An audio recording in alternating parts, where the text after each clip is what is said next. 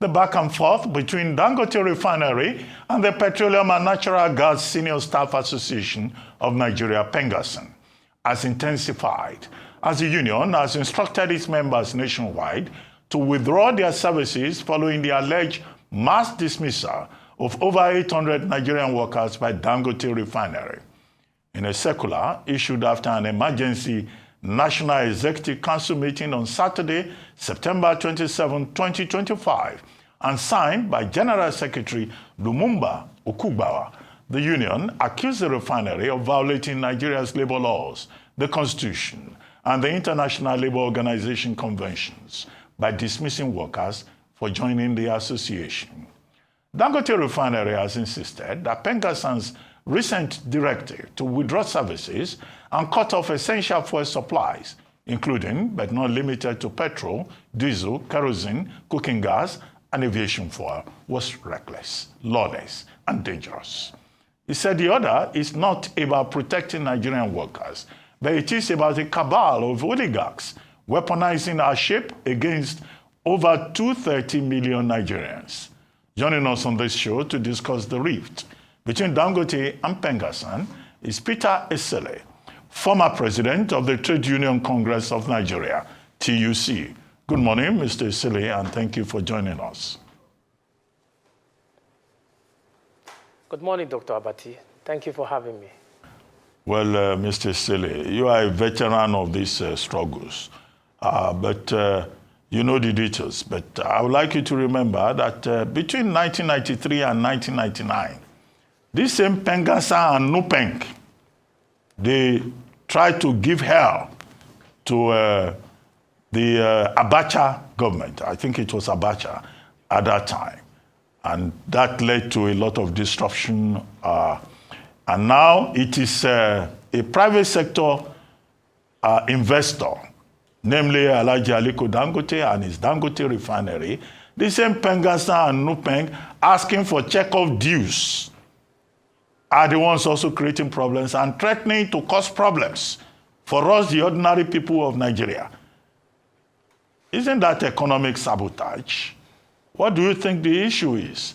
Some people have said this will discourage investors from investing in this economy.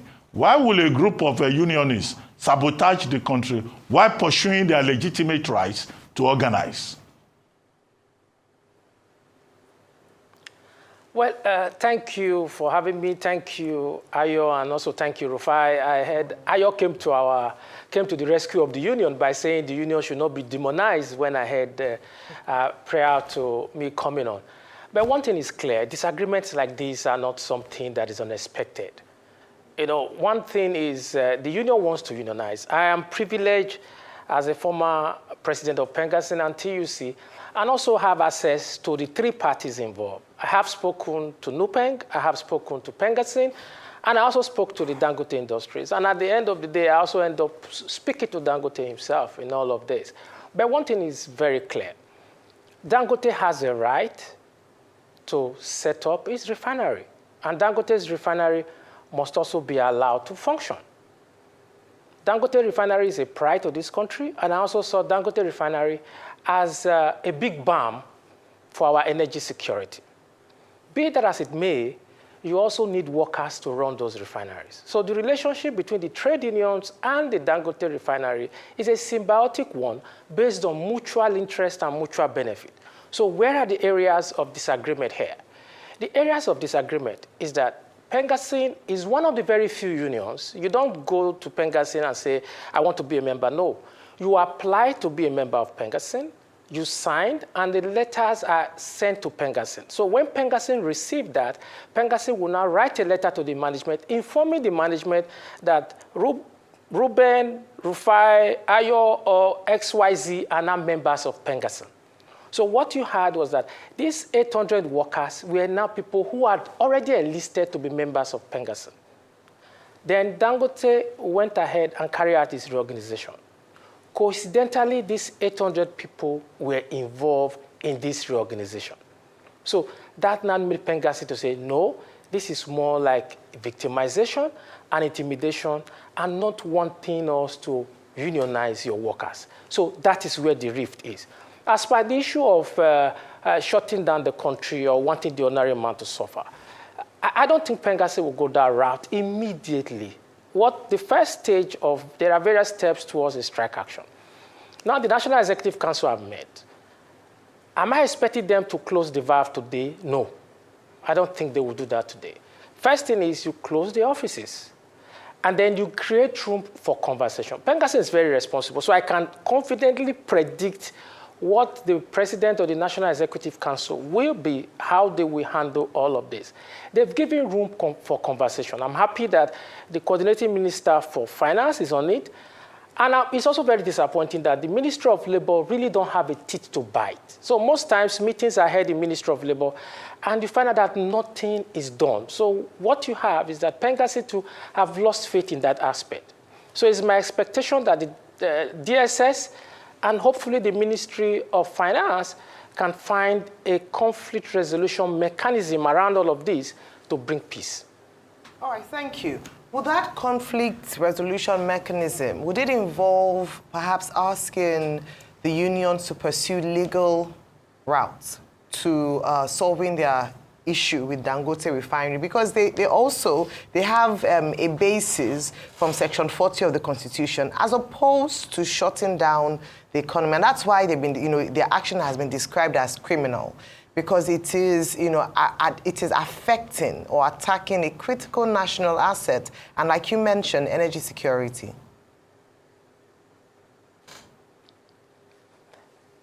Yes, one thing is very clear. As a worker, I have a right to withdraw my service. So what the union is doing is that they are notifying the country that we have a right to withdraw our service. Therefore, we are withdrawing our service. So if they say they are withdrawing their service, so what we need to do is, what do we do to ensure that whatever is going to snowball into making us lose or threaten national security, then we now need to do something about it. I don't think PENGASSAN really want to cripple Dangote. I heard before coming on, I listened to Rufai, I listened to Dr. Abati, and I listened to yourself. And Dr. Abati went as far as saying that even the president should also be arrested. We're in a democracy, for God's sake. There may be a disagreement. But I will tell you, PENGASSAN is not closing the valve immediately. PENGASSAN wants a conversation. I spoke to PENGASSAN yesterday. I spoke to officials of PENGASSAN yesterday. They want to do everything to support their refineries. What they are simply after is that if these guys have intimidated interest to be part of us and they've lost their job, what that means is that the president of PENGASSAN and PENGASSAN itself will also lose face. So if I say I'm going to be part of you and I lose my job, so why do I need to belong to you in future? Okay. Does Dangote have the right to hire and fire? He has the right to hire, but he does not have the absolute power to fire. It has to be transparent. Okay. Mr. Esele, you are my very dear brother. And I used to tell you this many times, and I'll say it on the air, that people like you, if it was possible, that you should be president of CUC or PENGASSAN for a longer time, despite the fact how long you were, because after the likes of people like you left there, there's no real rigor and intellectual rigor and depth in our unionism. We have these conversations. But I put it to you with empirical facts that your people at PENGASSAN didn't tell you the complete truth. Let me read a circular sent out by some of the power companies, an internal message that I stumbled on. Received notification from gas supplier to shut down our thermal plants. Directive from PENGASSAN. This was yesterday. NGIC has specifically requested GENCOs to do so. They are ramping up shutdown. Receive NGIC's ATM. ELPS already shut. Only gas left is in the line packed. No incoming since morning. That's national sabotage. The PENGASSAN you are defending did so. Empirical facts yesterday. And that's why Dr. Abati was correct. I saying in a national sabotage like this, people like this should be called in for police questioning because you had a dispute. So they might not tell you the truth, but they made the orders yesterday. Empirical facts.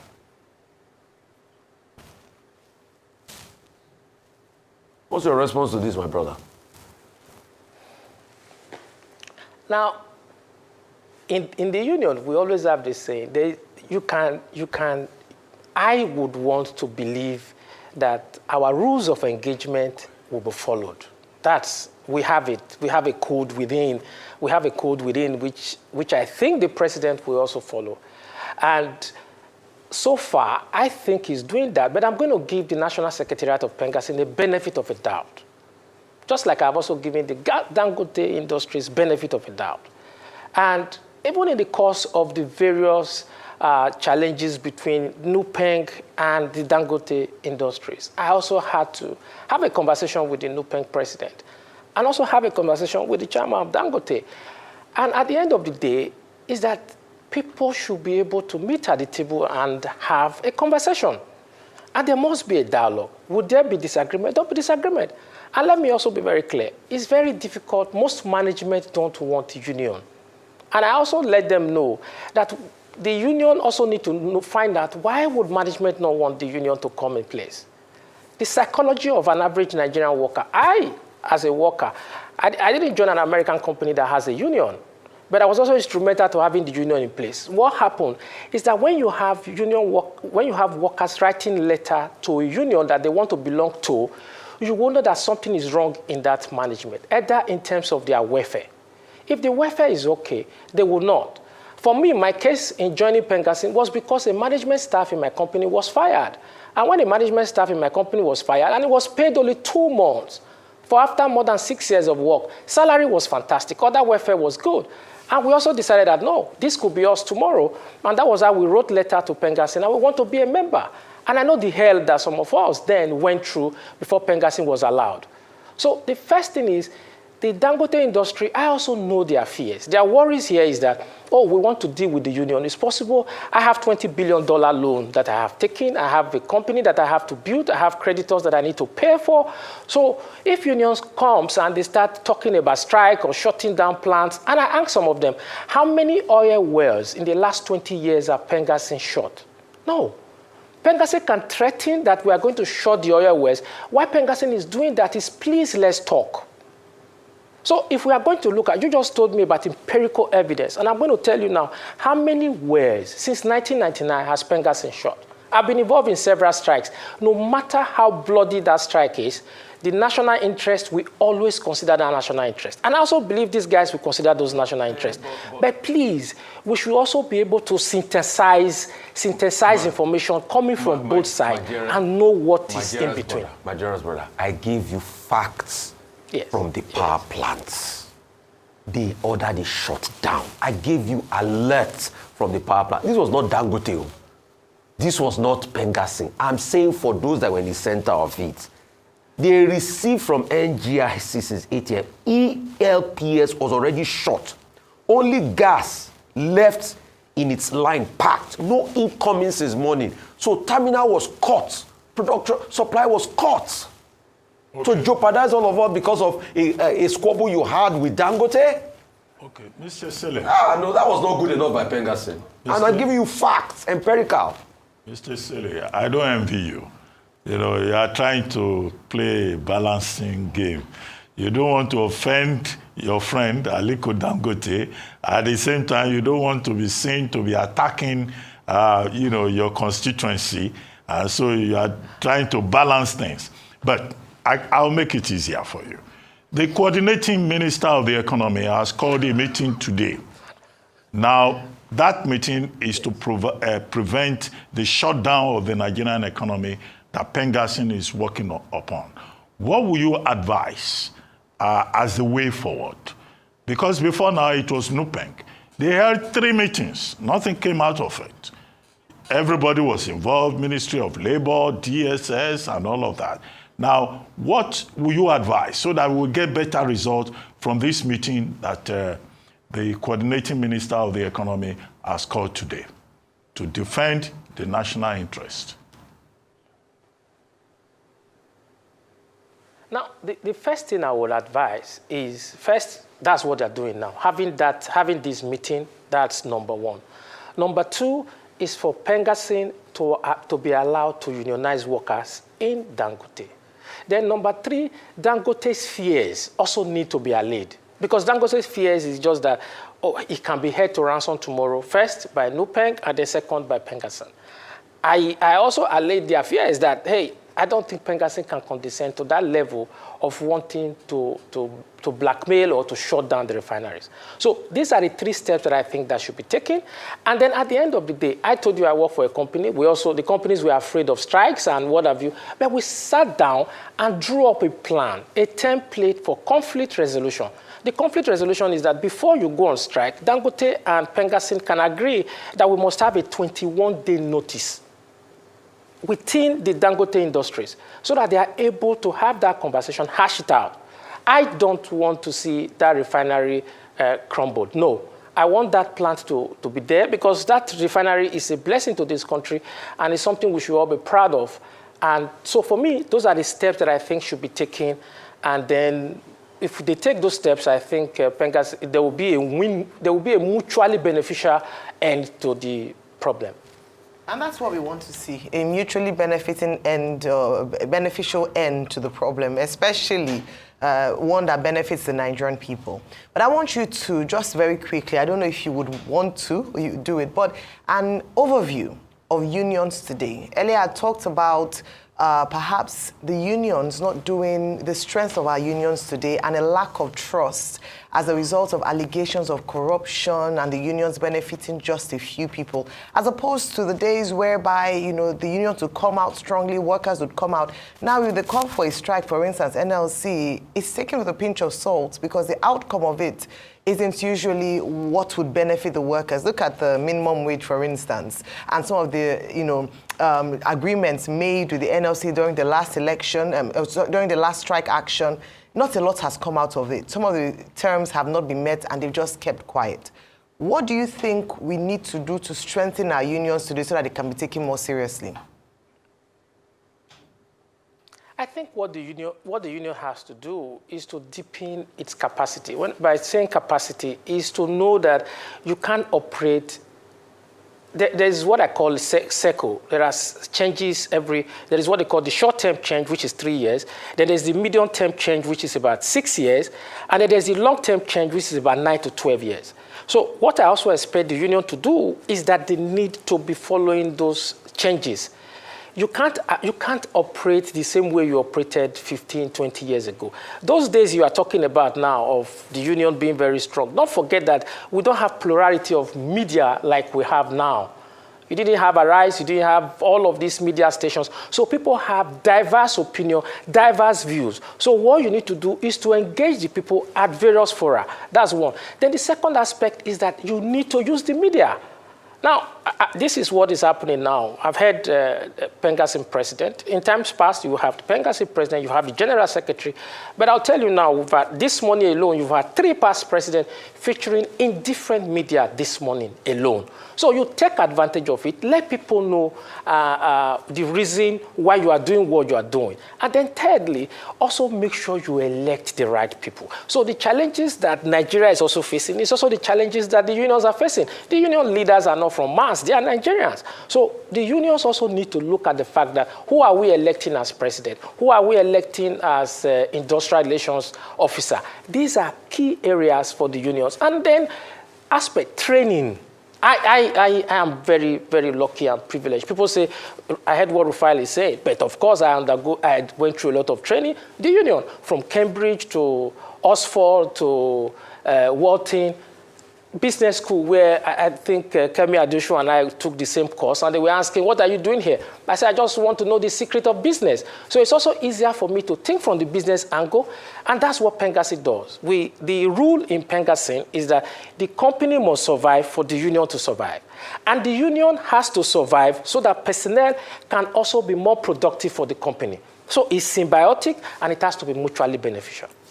Excellent points. Thank you so very much, Mr. Peter Esele, for your time with us this morning on the morning show. I believe that at the end of today's meeting, or today's, the outcome would be favorable for Nigerians, Dangote Refinery, and the union.